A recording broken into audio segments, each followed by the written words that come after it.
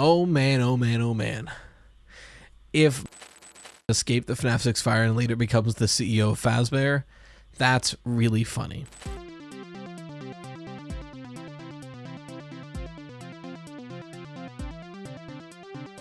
Ladies, gentlemen, and those with the good sense to do away with the whole notion, I welcome you to the premier audio medium for all your Fazbear entertainment needs.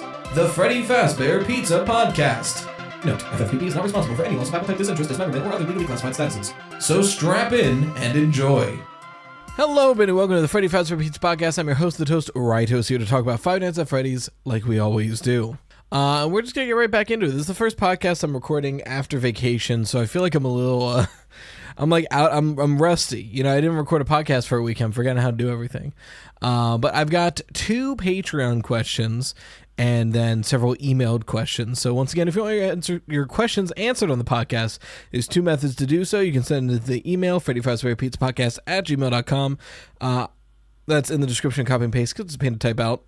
But as mentioned, that's an email. It gets a lot of emails. Sometimes emails get lost. Oftentimes emails get lost. So if you wanted to send them in directly and have them answered at a priority, that's something I offer over on the Patreon that helps me support this channel in lieu of fluctuating ad rates. So we're going to do our 2 Patreon questions we have right now first and then move to email. Before we do, though, I do want to, like I said, I went on vacation. I've got a new bastard child, so y'all might know about Frederick, that shitty knockoff Freddy that I got from the boardwalk. He now has a brother, Foxworth. Oh, I'm going to collect these shitty little dinky ones. These are the good ones right over here. This is the collection that's starting now. I did get 2 things, though. Very often on the boardwalk, there'll be like one thing that every shop has. And for whatever reason, it worked out pretty perfectly. This was the thing every shop had this year. There's a big fucking stick of butter. Now, it's fake. It's a stress ball. It's not an exotic butter reference. It's the fact that I'm RyeToast, so we can butter up the toast. Why is it in a Ziploc baggie? It smells really bad. It's like a weird, like, squishy rubber.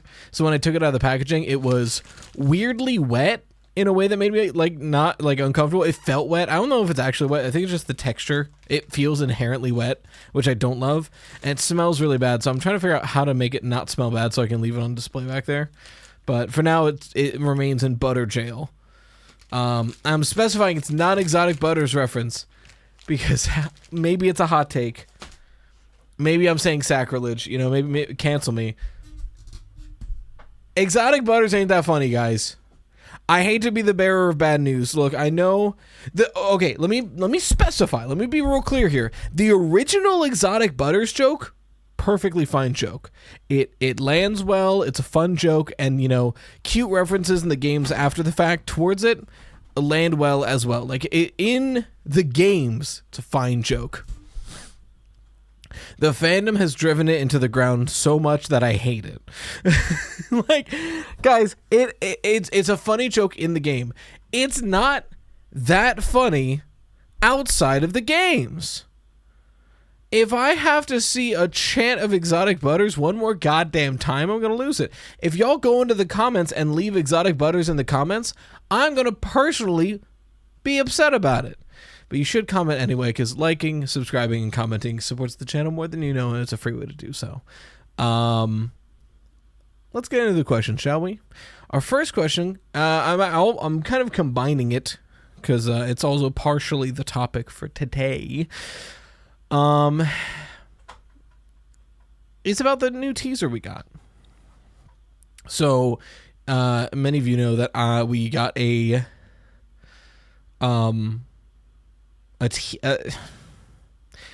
Steelwool posted a Spot the Difference that I believe, and many people believe, is a teaser for the next FNAF game, where it's inner tubes in like a pool room looking area. While I was on vacation, they posted a second image, and it's Spot the Difference with sunglasses. I won't get into my thoughts on it too much here, because I've already written the video on it, and it'll be going up the week before this podcast, so I'll just be rehashing like old info. But I did have 2 questions about it that I did want to bring up. So first one is Astrael. I believe I'm saying that right. She, her. This is from the Patreon. So as FNAF content fills my YouTube feed, I realized the number of 3 can be connected to the new stealable teaser / not teaser, as well as Chica's secret party. The Ultimate Guide mentions the game was only up for 3 days. There are only 3 differences in the new teaser. Unfortunately, I don't have access to the Ultimate Guide yet, but it feels like there's something going on here. Also, I think there was mention of water flooding the basement, and now we're in an indoor pool. Just want to see if there's any more connections we may not have been looking for. I like where your brain's at, Astro. I really do. Thank you for your question, by the way.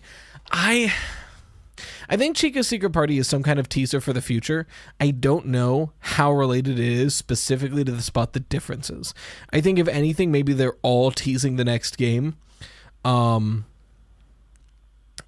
I have a feeling this is one of those things that Scott has not thought of yet, you know, or like this is a connection we're making and Scott will go, interesting, you know. But there is I got an email about the teasers too, and I didn't want to bring up the teasers to 2 separate parts, so I'm going to combine your question a bit with an email I got from Vivian, she, her. I just had a thought regarding the Spot the Difference teasers. What if it's a nod to Ruin? Specifically the Vanny mask Cassie uses. Since environments change while wearing the mask, this could be indicating a similar mechanic is coming in the next game, be it Ruin 2, Security Breach 2, Sister Location 2, or FNAF World 2. Thank you for your question, Vivian. And what a brain blast. Just like mind blown, such a good connection here. This is something that I bring up in last week's video. So if you haven't seen that yet, go watch it. But this is like, it's one of those like, of course moments. A Spot the Difference teaser makes so much sense in the Vanny mask AR realm, because that's what we're literally doing with the masks. The gameplay mechanic is to put it on and take it off and see what's different. So of course Spot the Difference leans into that. Now again, we're in a weird temporal space here because I go more into that in last week's video, because as of recording this, I haven't recorded last week's video yet, but I've written it, so I know what my thoughts are on it, and I don't want to rehash everything that goes on in that video because I want you to watch that video because it supports the channel. But I think that's a really good point, and it points to us possibly being Cassie in the next game, and that'll set up the game after, you know, being Cassie and seeing what she's doing in the lead up to the big clash at the end of this arc. At least I think that makes a lot of sense. And because if it's not Cassie, like, who the hell else is going to be wearing a Vanny mask at this point in the timeline? Cassie's dad is likely dead. I don't think Gregory or Vanessa want anything to do with the AR mask. Realistically, it's gotta be Cassie, unless we're going to be playing as like, I mean, absolutely crazy take. Imagine we're playing as the MXES entity in Ruin in a FNAF World styled game, and we're seeing its perspective on what Cassie is doing. That'd be pretty cool, but I think that's a long shot. That's the only way we get like FNAF World 2, by the way. I don't think that's happening, but that would be really cool. No, but that is such a brilliant, like, spot the difference. Spot the difference. I never would have thought of that. That is a really, really cool connection. And I hope you're right. Are we right? I don't know. Technically, we don't even have confirmation these are teasers yet. But, like, first the black and white checkerboard flooring, and now the carpet with stars, which I don't know my Security Breach textures. I am damn near certain that carpet is basically in the game. Is it? I don't know. But I feel like it's gotta be. Regardless, thank you for your questions, and we'll move on to our next one. Coming from Bones, she, they. This is our last Patreon question. I've been thinking about who the Vengeful Spirit is, and I may have come to a conclusion that's rather interesting. I'll preface this by saying I have zero evidence. I also don't know if you've tackled this before, since I haven't watched all of FFPP, sorry. Yeah, you're good. There's a lot of it. But what if the Vengeful Spirit is Charlotte's twin? The only real pieces of lore that point me to this are him existing in the books and Charlotte being vengeful in the movie. I can't help but feel like Scott mentioned him for a reason and is pointing us in the direction of Charlotte in so many different scenarios. Not to mention her black/dark brown hair and the Vengeful Spirit in the Frights books having black curly hair. It's also a very common theme in horror stories that I can see Scott pulling from, ghostly twins. And as far as I know, that's one of the only horror tropes he hasn't been inspired by. There's also the added polar opposites trope Scott seems to really like, with Afton and Henry, Edwin and Fiona, M1 and M2, and this falls into. Like I said, I wouldn't call it a solid theory, but it's something I wouldn't mind seeing in the games. Thank you for your question, Bones. It is like an interesting thought, right? I don't know how much deliberation has happened in the space about this, because like you rightly pointed out, there's zero evidence that, by Charlotte's twin, I assume you mean Sammy, that Sammy Emily exists in the games. You know, like, he's a book character. We know Sammy exists in the books. There's that one line from the aunt that took care of Charlotte when Henry's losing his mind, where he's like, you have a wife and son that you should be paying attention to. And he like fully just ignores them and abandons them. So like, Sammy exists in the books as far as we're aware, but we have absolutely zero evidence that Sammy exists in the games. If he does, he probably takes a similar role to Charlotte, or to Sammy in the books, where, you know, it would be Charlotte's brother who, like, after Henry obsesses over the death of Charlotte, he kind of fucks off with his mom, because he needs, you know, a parental figure, not a guy trying to build a robot recreation of his dead sister. But putting that aside, like, let's play in the space, right? I could sit here and be like, well, we have no evidence of him existing. Next. But let's play in the space here, right? Like, this is where fun, like, a lot of fun theories come from, is the idea of, like, let's take something we have no evidence for and see, like, if we assume it is true, what is informed by it. So this would be assuming, I guess, that the one you should not have killed is Sammy, and Charlotte becomes the vengeful spirit because of that. Right, so you're saying that the vengeful spirit is Charlotte's twin. So Sammy would be the vengeful spirit, and that would explain the boyish charm, and he the one you should not have killed. So then Charlotte is the protector, and you know, Cassidy, I guess, quote unquote, would be Sammy in this. I think we have discussed this in the past. You know, I couldn't tell you which episode. I record a lot of these. It's not too long ago. Like, within the past couple months, I think we discussed the idea of, like, Charlotte being the protector and Sammy being the aggressor. I like it. Like, conceptually, I do like the theory. I think it's much more fitting than just, like, a random kid. And it gives both of them an important role in the narrative. If we're ignoring the fact that there's absolutely no evidence at all that Sammy exists, then it's a really cool theory. You know, like, if we, you know, put our blinders on and just play in the space, narratively, it's really cool.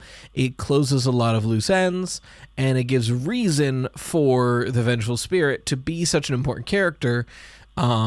Even if we, like, because now we know where they come from and why they're so connected to William Afton in that way. However, again, unfortunately, there's just no evidence that Sammy exists at all. So it is tough to sit here and make that argument to avoid. I think there's a case to be made. There is a case to be made that it doesn't really mess with the timeline too severely. Oh, I gotta turn down. If you've been hearing a weird noise in the background, my baby camera was really loud. Because all my kids are asleep right now. There's a case to be made that it doesn't mess with the timeline too much if, you know, we think that the vengeful spirit is Sammy and we're wrong. Because at the end of the day, it's a child William Afton killed. So, in that sense, I think it's fine to think, like, it's a fine theory to put into your timeline, because if you're wrong, it doesn't really matter. The same things still happen. It just makes for a more compelling narrative. I think there is one compelling issue, and I think I brought this up last time we talked about this theory, the FNAF 6 monologue.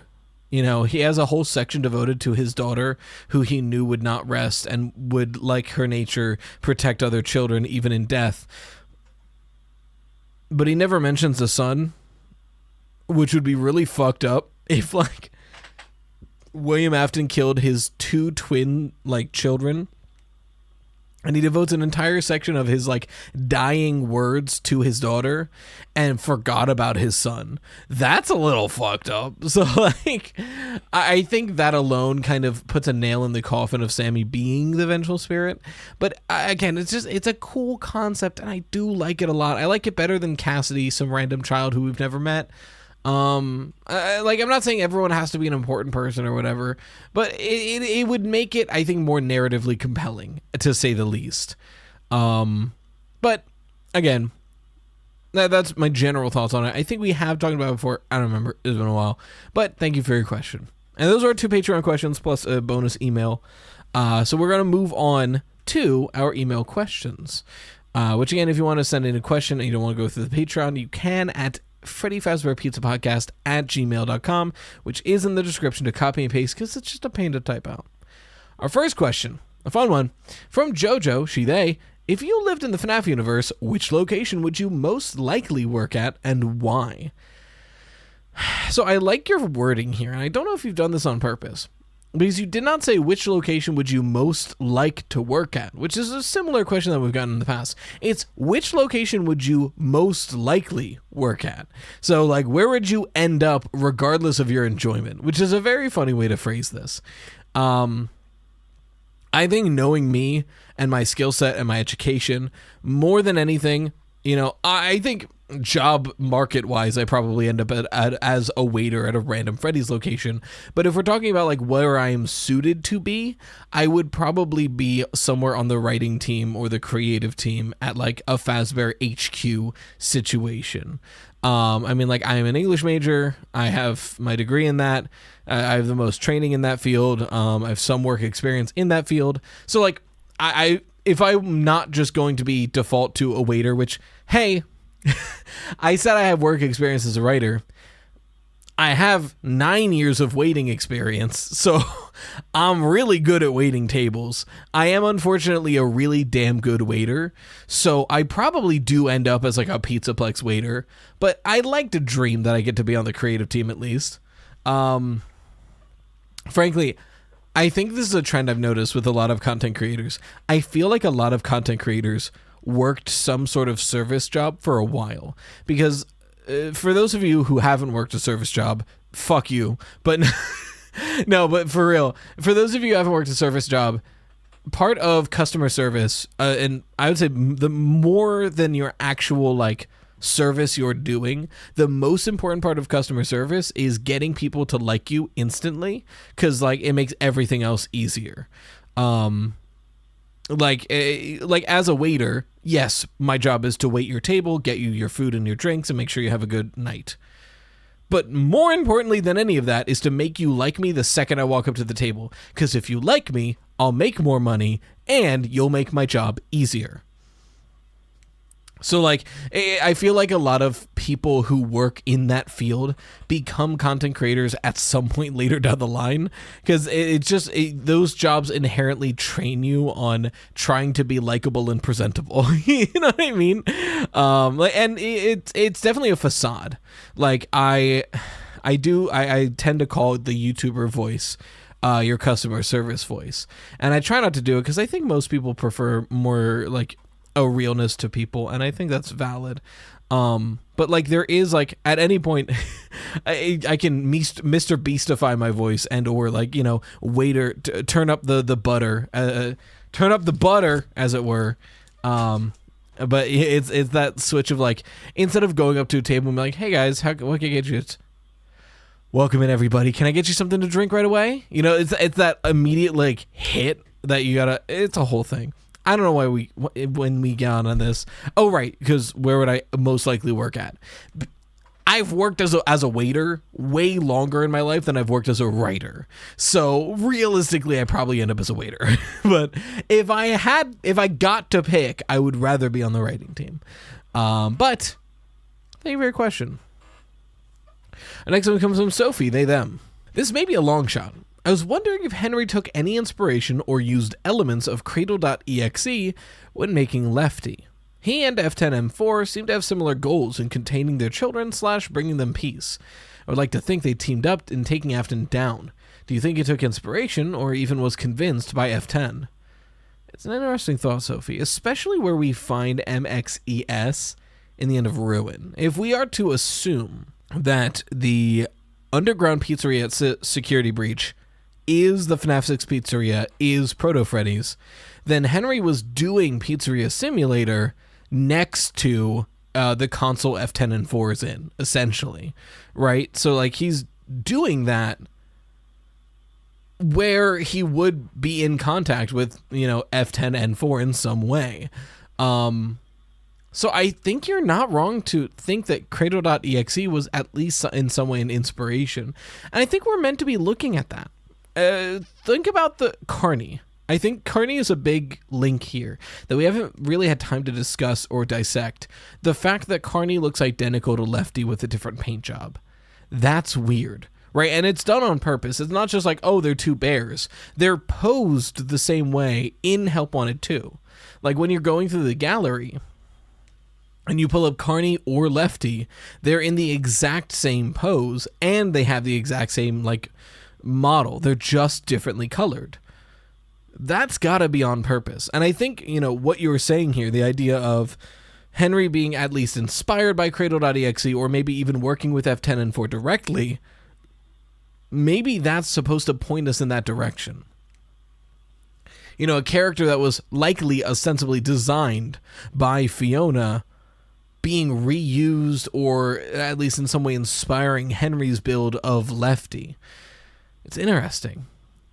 I wouldn't even doubt if, Lefty's whole job is to find the marionette, encapsulate it, and fuse itself to it, and then bring it back forcibly.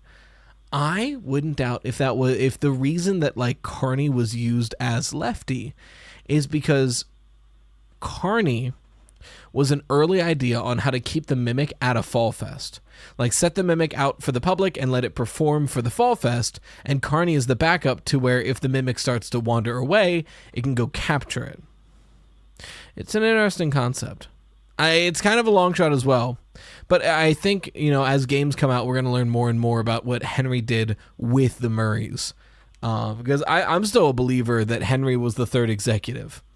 Like, what I mean by that, we see in Secret of the Mimic when we're in the MCM executive branch, there's Murray's big office, like Edwin Murray's big office, 2 other offices in a meeting room.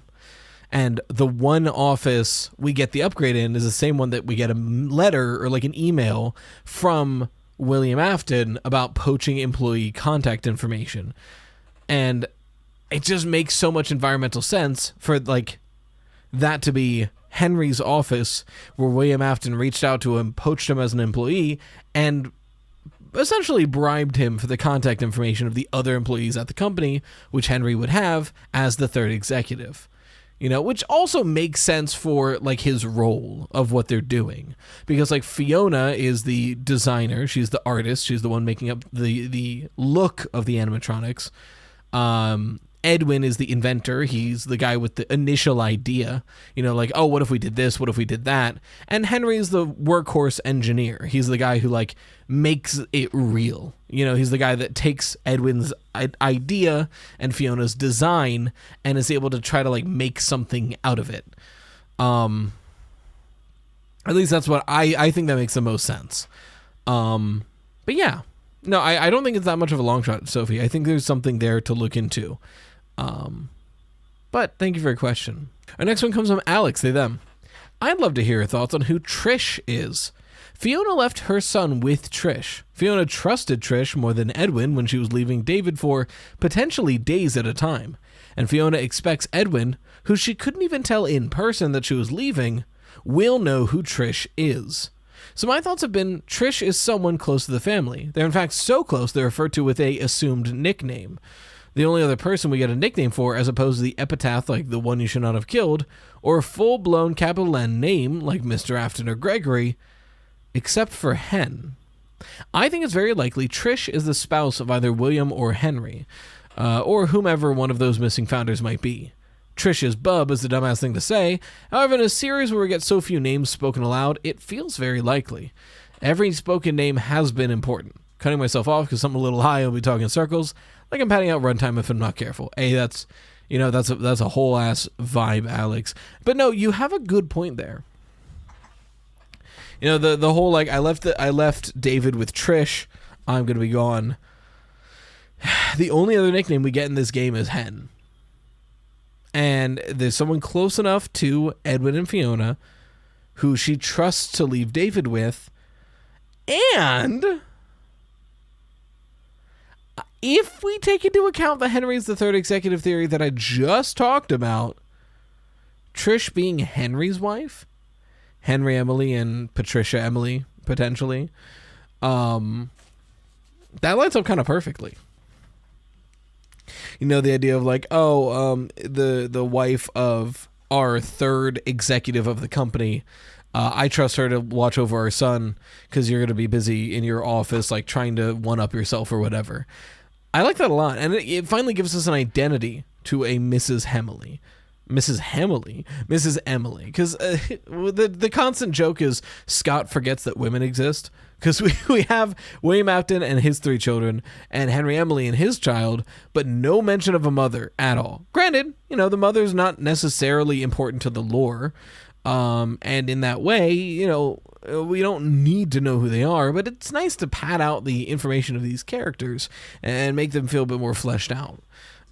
Especially as we're like moving into an era of storytelling, you know, because Five Nights at Freddy's for the longest time was, and I've said this plenty of times, it's the true crime of indie horror, where for the longest time, the plot of the games of the Five Nights at Freddy's were not the story. We were, you know, seeing what the aftermath of something was, and like a true crime podcast or something like that, looking at these like cold case file pieces of evidence and trying to piece together what actually happened to cause what we're seeing now.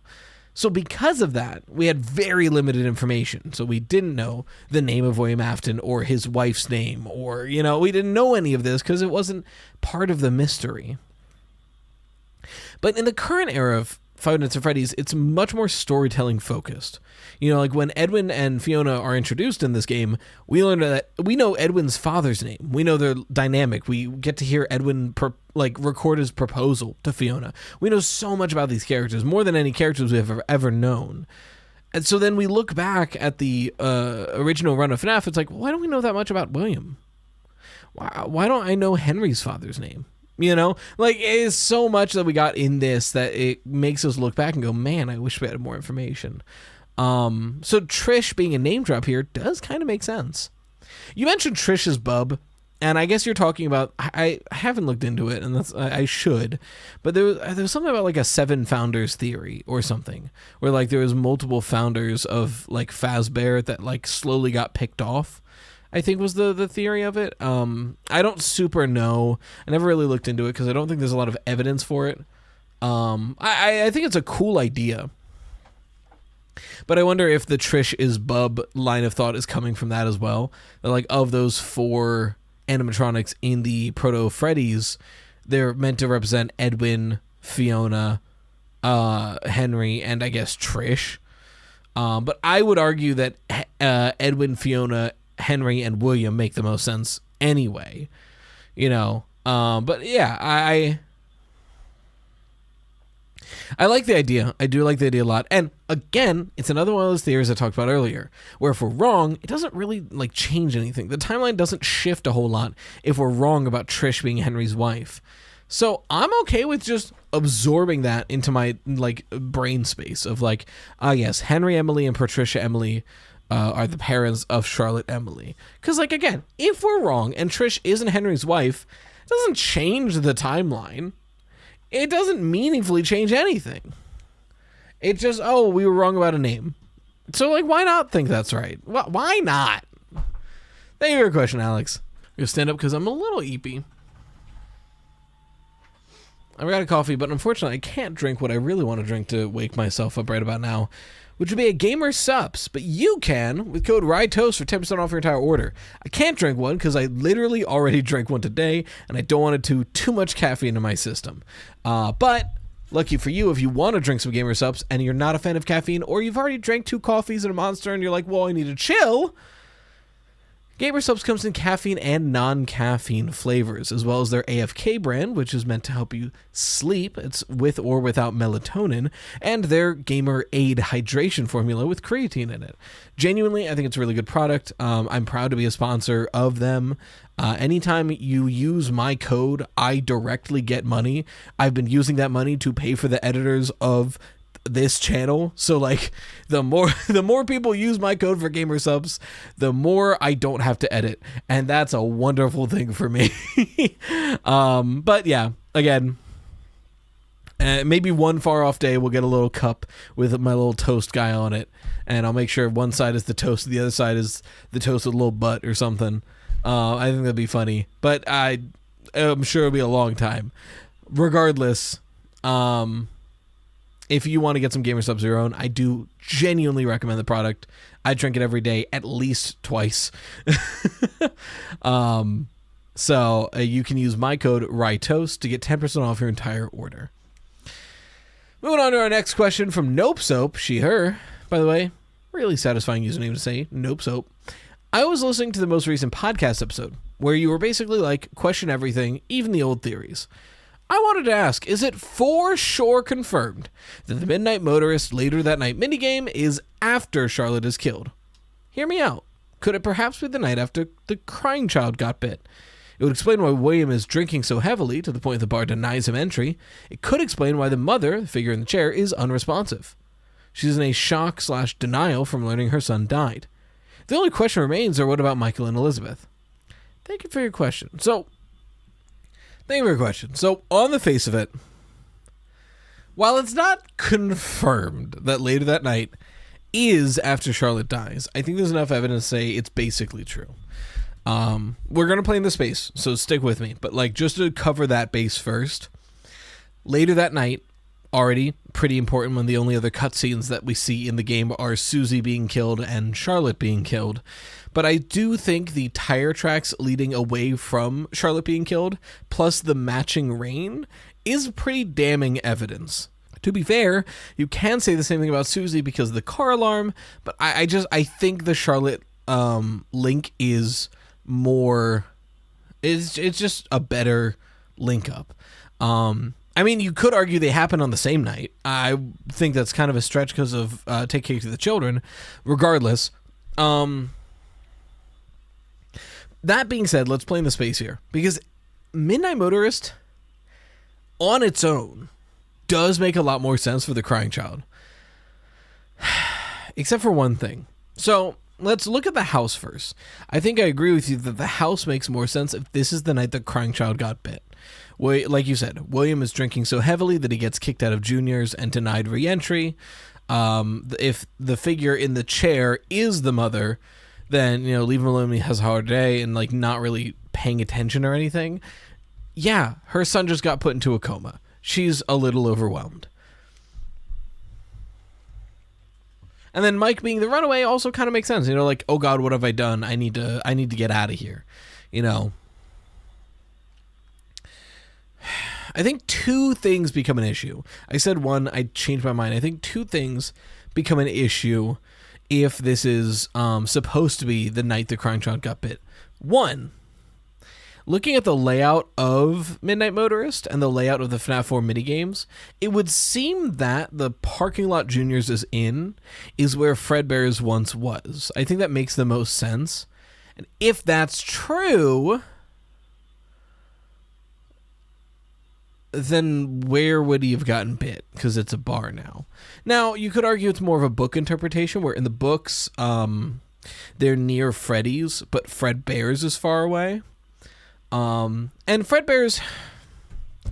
No, it wouldn't have been where Junior's is, actually. I take it back. So I think this actually only works out if the FNAF 4 day minigames are in some way fake. Whether it's the crying child's like purgatory, or if you think it's a didophobia explanation, it's like all like illusion chambers or whatever. Because the parking lot where Junior's is should be where MCM was and where the Security Breach Pizzaplex will be, going off of the Secret of the Mimic map. Right? We have that big parking lot, evergreen trees, winding road, house.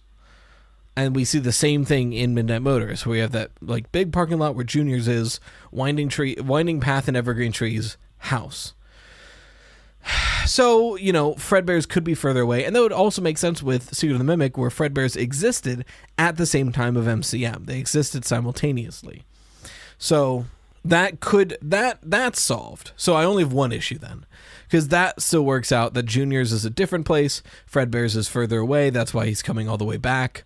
That works out. So there's only really one issue, and it's William's dialogue. If this is the night that the crying child got bit, William...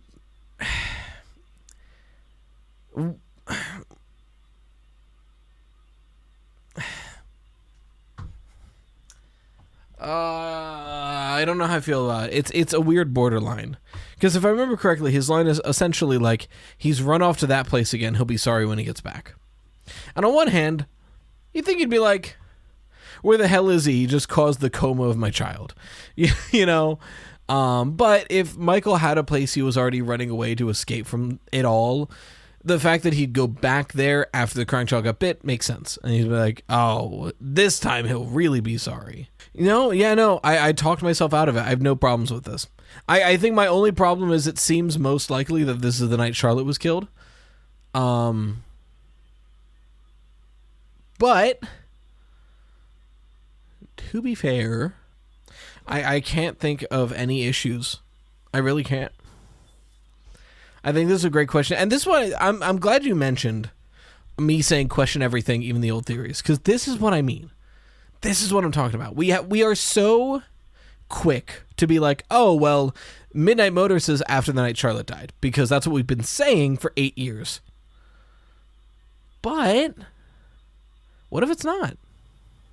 What if it's the night the crying child got bit? That lines up really well with how everybody's acting. Because, I think you could easily argue that William is drinking from... The reason William's drinking is because the crying child got bit, regardless. And you could argue that he goes there drunk, kills Charlotte, comes back, gets denied at the bar, goes home. You can argue that for sure. But the couch person doesn't make sense there. The couch person is very, distant. If it's supposed to be the mother, why is she being so distant? Is it just the after effects of the crying child being bit?